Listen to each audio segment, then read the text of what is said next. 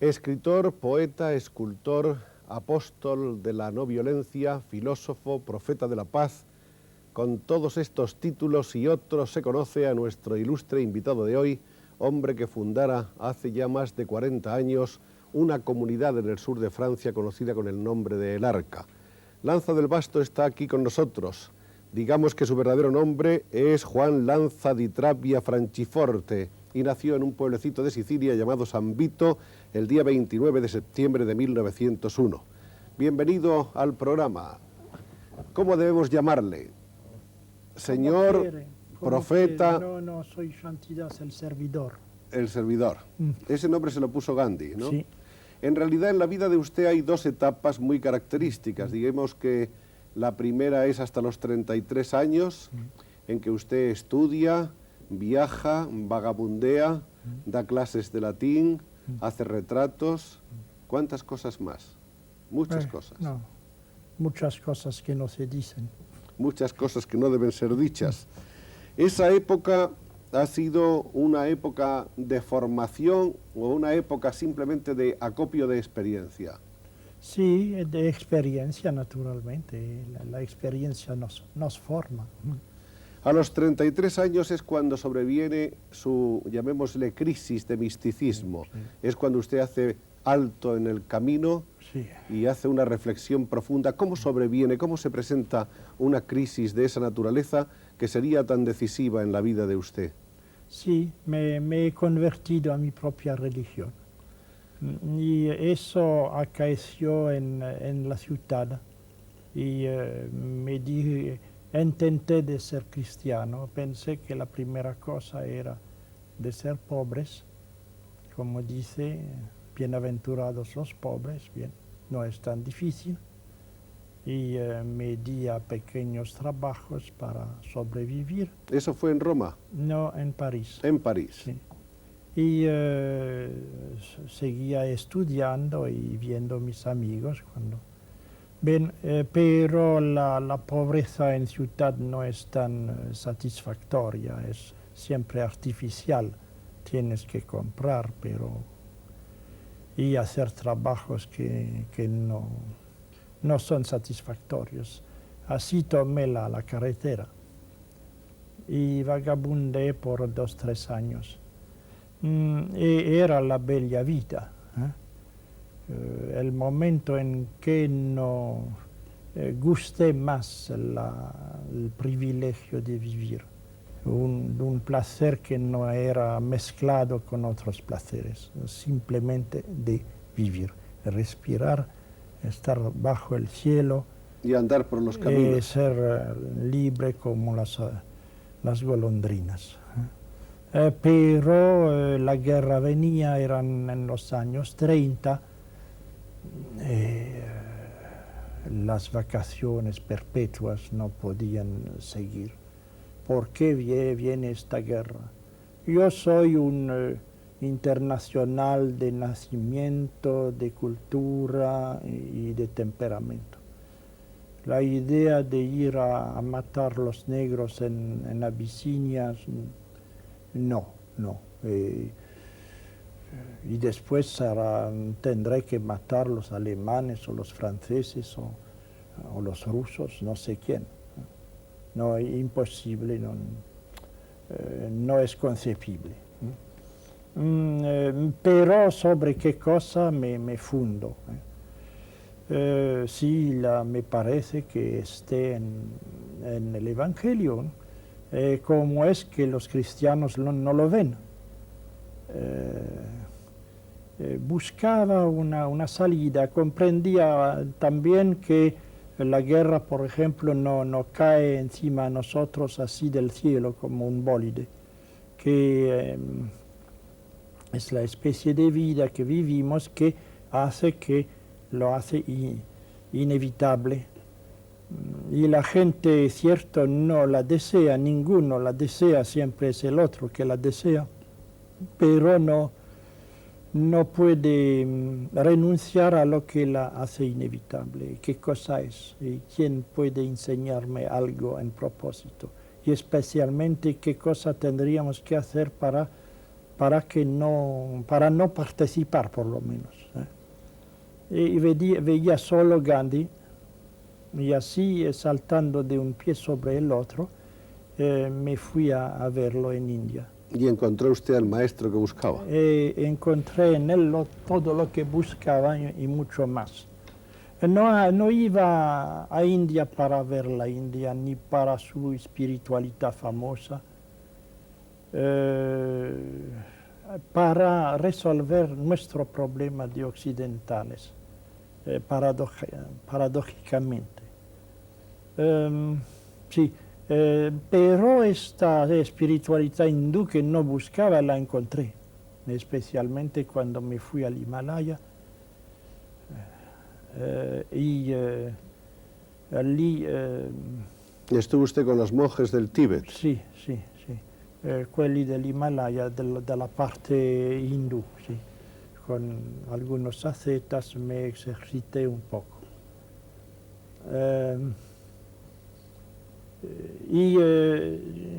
Pensaba de estar siempre con... En India estaba muy bien. En mis patrias me decían siempre, ¿por qué no hacéis como todos? ¿Y por qué no sois como todos? Como si lo hiciera a propósito.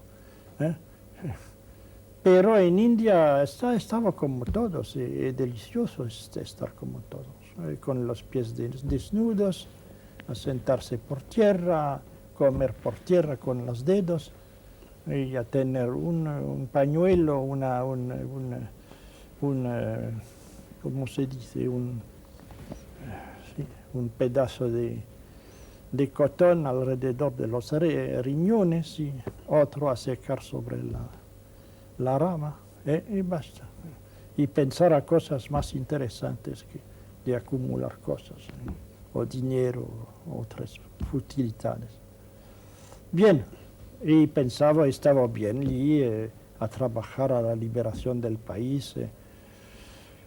Pero allí una noche aprendí que era destinado a toda otra cosa, que tenía que volver y fundar. ¿Qué cosa? No me lo dijeron, no me lo dijo él. Y así empecé a imaginar ya, grandes cosas. Vamos a salvar el mundo, a poner fin a las guerras. Era joven en estos tiempos. Antes de eso, si le parece, hablemos de Gandhi. Sí. ¿Qué impresión le causó a usted Gandhi? ¿Cómo era él? ¿Tenía realmente tanta fuerza su personalidad? Sí, es muy difícil decir. Tendría mucha dificultad a hablar de mi padre y también de él. Conservo una imagen blanca, una imagen de limpieza perfecta. Miré en él y traté de llevar a casa esa coherencia, esa unidad de vida. Aquí, cuando vivimos aquí, vivimos muchas vidas. Una vida familiar, una otra profesional, una otra política, una otra intelectual, una otra religiosa, quizás, domingo a la mañana. Y todas esas vidas no tienen relaciones una con otra. ¿Y dónde estamos? Y allá vi que un hombre que desde el trabajo para el pan cotidiano y la plegaria era toda en el mismo sentido, una cosa que tenía sentido. Si no somos insensatos.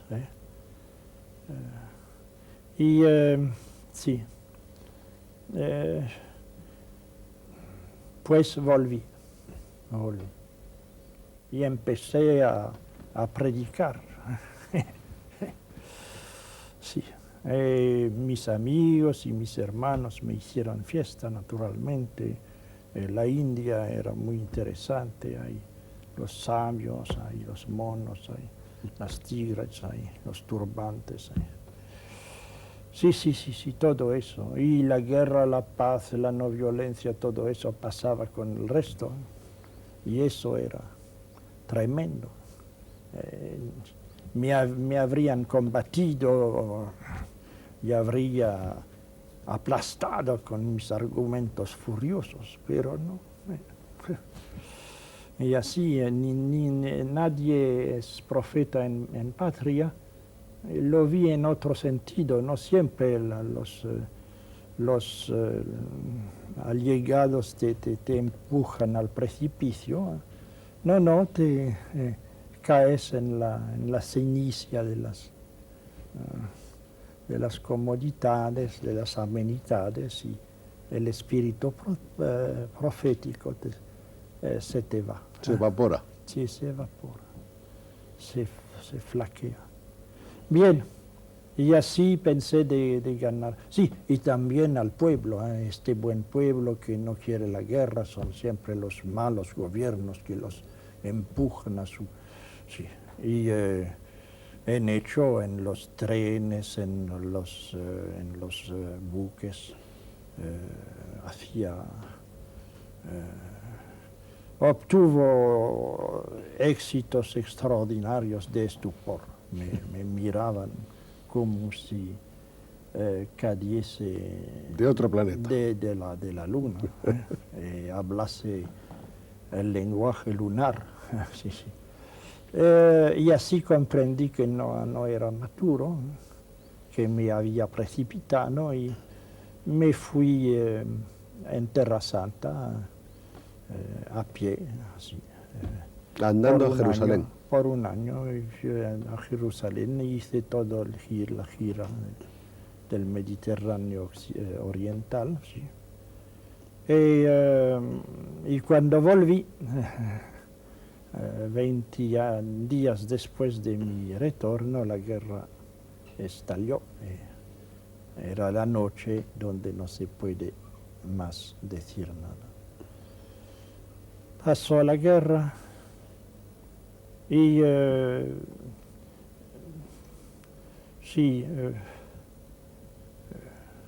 publiqué algunas cosas, poesías. Y un editor tuvo la idea de hacerme escribir mi aventura. Y me pagó en anticipo. Yo, por honestidad, tuve que escribir, pensando que eso era todo exterior a mi misión. El libro tuvo un éxito increíble e inesperado. ¿Cuál fue? ¿Judas? Sí, no, es la peregrinación a las fuentes. Cayó en medio a la gente que estaba en campos de concentración, en prisión, deportada. Se oían las botas del ocupante por las calles grises. Hablaba de paz, de palmeras, de aventuras marinas. Y la gente venía a mí y me decía, 10 años después, 20 años después, me habéis salvado la vida. Estaba en el estado cuando he leído esto. La esperanza, ¿no?, sin la cual no se puede vivir, me vino. Así, no es vano escribir, pero la voz me había dicho de fundar, no de escribir. Pero ¿con quién? ¿Y cómo me lo diga? Lo haré. Sí, y a propósito naturalmente de este éxito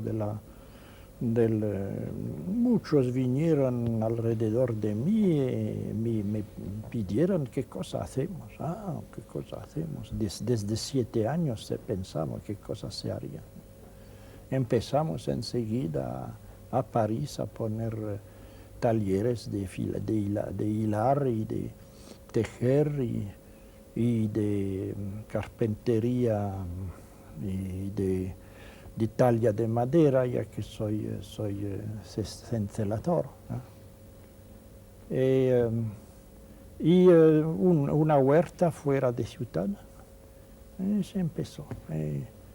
Me casé con una amiga música con la cual tenía desde 7 años una amistad únicamente musical, que no sabía nada de mí, porque hablábamos solamente de música y cantábamos juntos.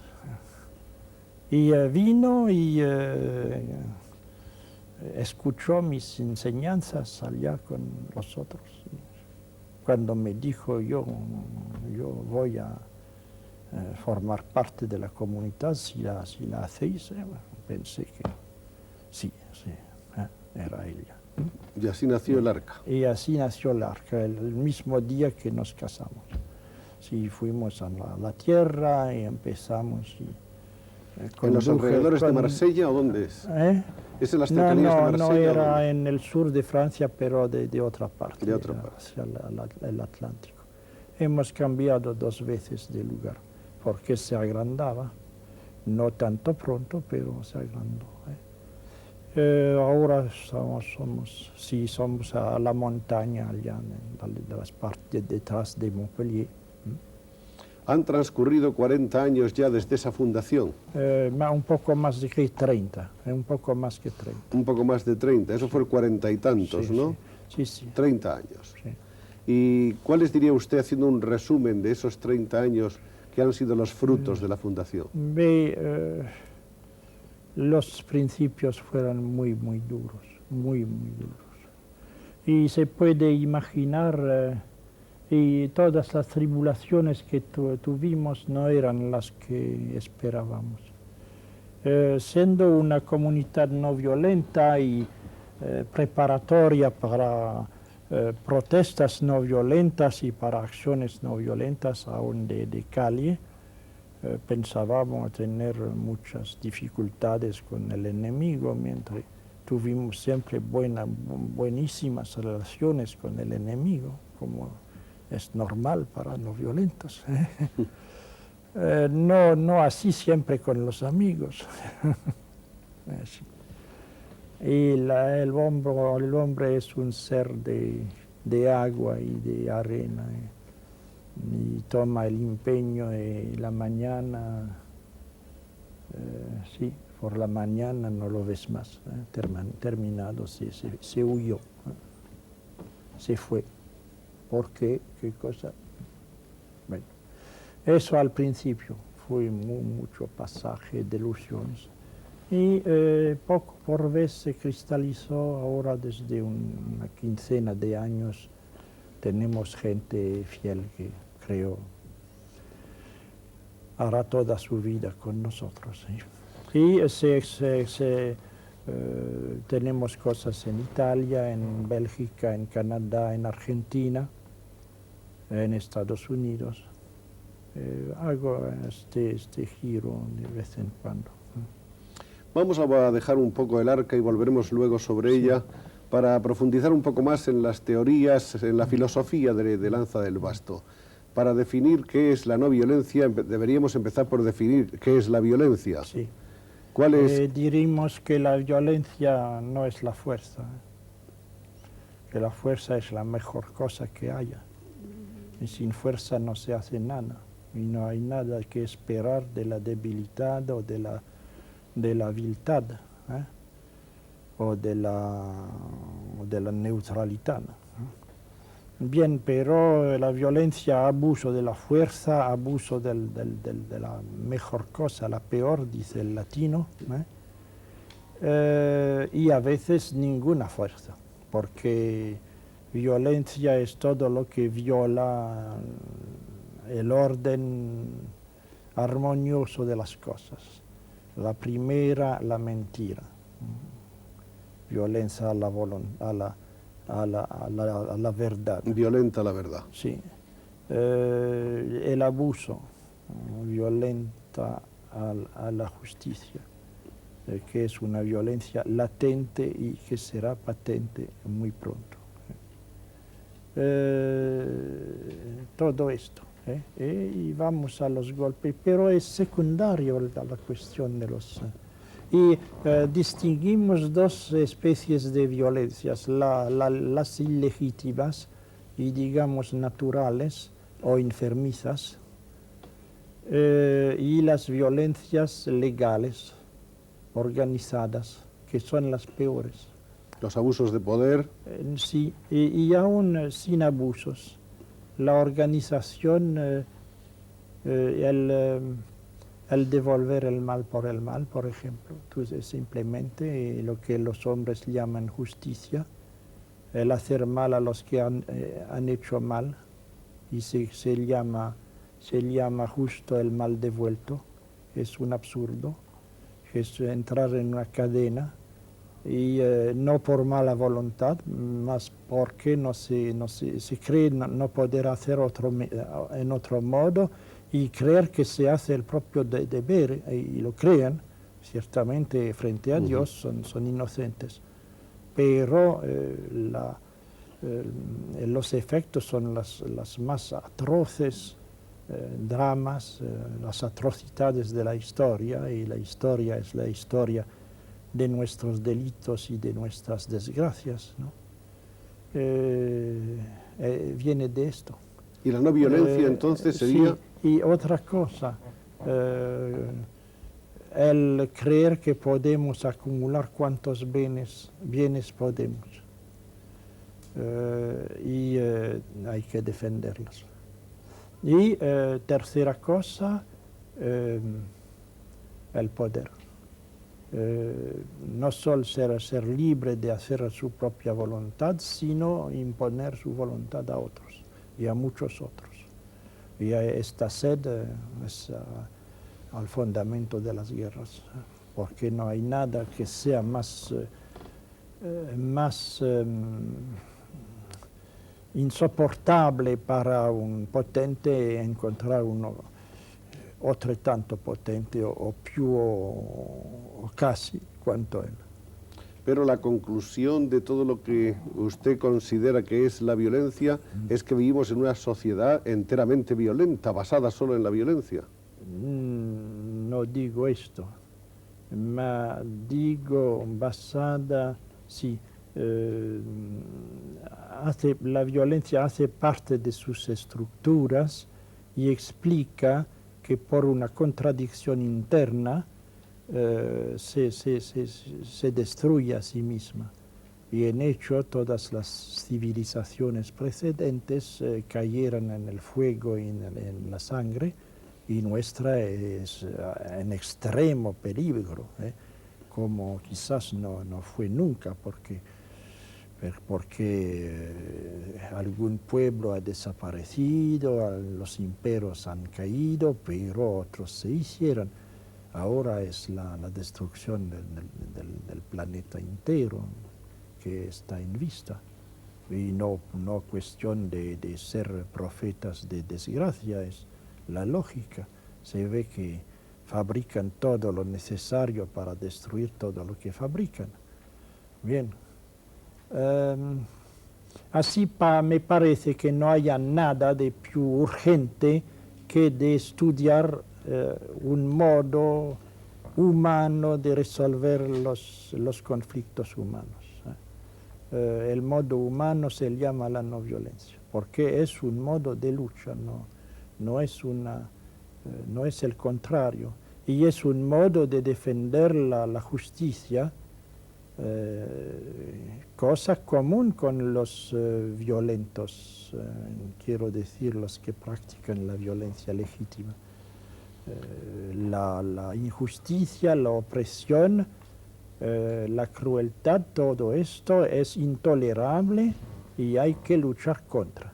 Pero si contra ella pones otra especie de violencia, la doblas, la multiplicas en vez de detenerla. ¿Cómo se lucha entonces contra la violencia? Sí, bien, para decirlo en una sola palabra, saber que las violencias tienen por principio la conciencia humana, Si tocas el adversario en este punto, has ganado. Cualquiera sea sus fuerzas y sus ventajas sobre ti. Puede ser uno contra un imperio entero, como fue Gandhi a un momento dado, o contra un pueblo desencadenado, porque al momento que murió él había masacres sobre todo el país, ben altro que lo que pasa hoy en España o en Italia, ben otro. Y él en un día, en 5 días puso fin a todas estas violencias, de un día a otro. Bien, entonces hay que estudiar esto, por ejemplo, este libro que se llama Esta noche la libertad. Muestra este momento histórico, no solo para la India, digo, para la historia del mundo. Porque al siglo mismo que se inventó la bomba atómica, esta diabólica invención, que no tiene ninguna especie de legitimación. No, defensivo es un término imposible para una bomba atómica. No es defensiva, es ofensiva, toda ofensiva y no hay defensa. Bien, es arma de viles, no de guerreros corajudos y honrados. Tú estás con un botón, quemas toda una población de inocentes, probablemente. Inocentes como nosotros. Bien, entonces en este mismo siglo se encuentran las dos cosas, como si el Señor nos pusiera la vida y la muerte y dice, escoge tú, ¿qué quieres? ¿Vivir? Lo digo a los jóvenes, ¿qué queréis? ¿Vivir o morir? No hay otro. Y ponemos que por temor no se haya la guerra, pero estamos envenenando todo con esta industria. El impianto atómico de paz es más o menos una bomba en perspectiva, y una bomba sobre este impianto, ¿qué cosa da? A eso no pienso en nada, no piensa ninguno. Veamos entonces, Lanza del Basto, cuál es la actitud posible del ciudadano medio, cómo luchamos los hombres de este planeta contra esta sensación de extremo peligro en que vive la humanidad. Yo digo, la primera cosa es de estudiar la cosa, todo empieza en la mente. Estudiar los grandes ejemplos, ver cómo hizo Gandhi, como hace en este momento César Chávez en California, como hizo Martin Luther King con sus negros de América, y algunas pequeñas cosas también en Europa se pueden estudiar, y practicar. Y practicar primero en cosas que son a nuestro alcance. No hay los conflictos, son la cosa que falta menos. Y puedes tener un conflicto con tu padre, con tu hijo, con tu vecino. ¿Y cómo haremos?